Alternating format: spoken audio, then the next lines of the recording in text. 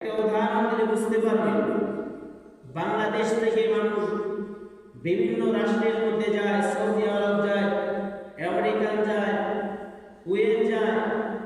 ওই বান্দা বাংলাদেশ থেকে একটা যে নির্দিষ্ট ভিসা 10 বছর হোক 20 বছর হোক এইভাবে একটা ভিসা করে বাংলাদেশ থেকে যে বাইরের রাষ্ট্রে বান্দা আল্লাহর বান্দা যাইতেছে নির্দিষ্ট একটা সময় করে একটা পাসপোর্ট একটা ভিসা আছে না? এই ভিসা নিয়ে যাইতেছে অন্য রাষ্ট্রের মধ্যে। যতদিন পর্যন্ত এই কাগজের মেয়াদ থাকবে, এই পাসপোর্টের মেয়াদ থাকবে, ততদিন পর্যন্ত ওই বান্দা ওই রাষ্ট্রের মধ্যে সৌদি আরব হোক, আমেরিকা হোক, ভারত, পাকিস্তান হোক, যেখানেই হোক না কেন, বান্দা যেখানে যাবে ওই পাসপোর্টে যতদিন পর্যন্ত মেয়াদ আছে ততদিন পর্যন্ত বাইরের রাষ্ট্রে থাকতে পারবে। কথা বলেন ঠিক কিনা? আল্লাহ পাক রব্বুল আলামিন বলেন, আমি তোমাদেরকে দুনিয়ার মধ্যে পাসপোর্ট দিয়ে পাঠাইছি। কেমন পাসপোর্ট জানো? আল্লাহ তাআলা ডাক দিয়ে বলেন, ও বান্দা, আমি আল্লাহ তাআলা তোমাদেরকে দুনিয়ার মধ্যে পাঠাইছি পরীক্ষা করার জন্য।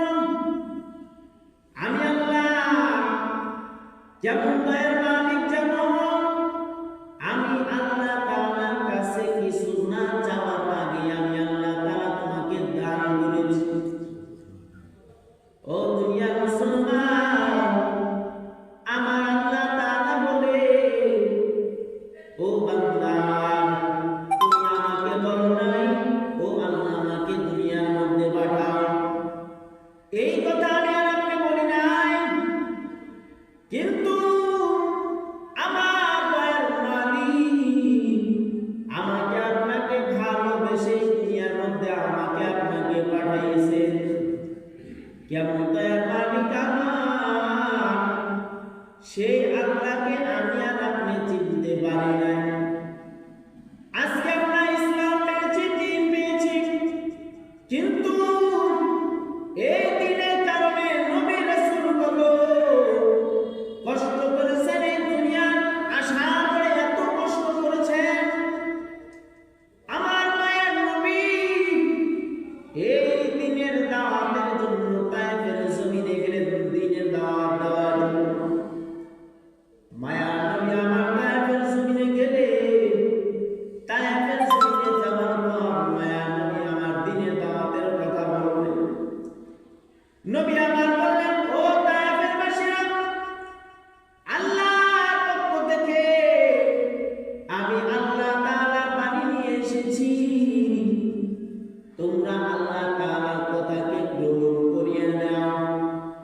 যদি তোমরা গ্রহণ করতে পারো, দুনিয়াতেও শান্তি, আখিরাতেও শান্তি, মুক্তির ঠিকানা আল্লাহ তাআলা জান্নাত দান করবে। কেমন দয়ার মালিক আমার আল্লাহ! এই মায়ার নবী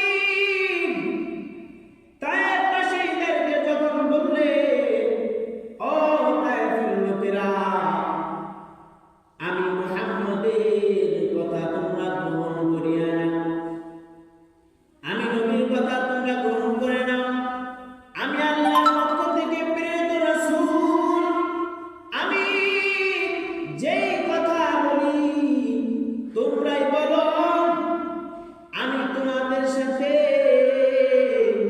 এতদিন পর্যন্ত তোমাদের সাথে আছি, তোমরা কি কোনোদিন আমাকে মিথ্যা কথা বলতে দেখেছো?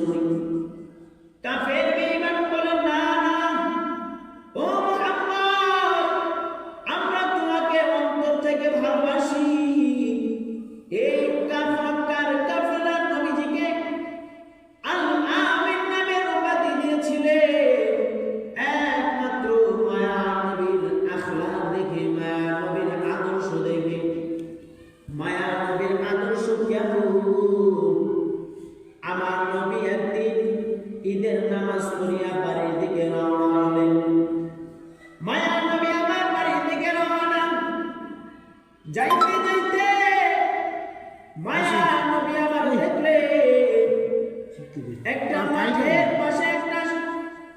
বিশাল একটা মাঠ দেখা যাইতেছে।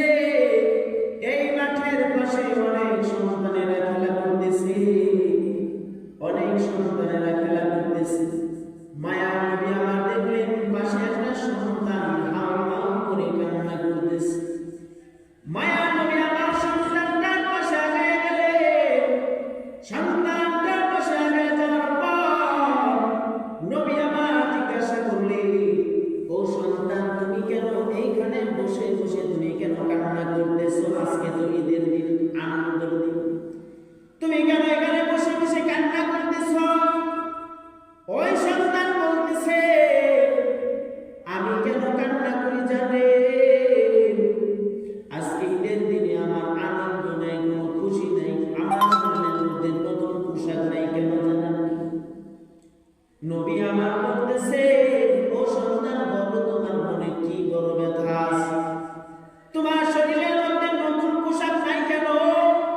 আজকে ঈদের দিন। তখন ওই সন্তান বলতেছে,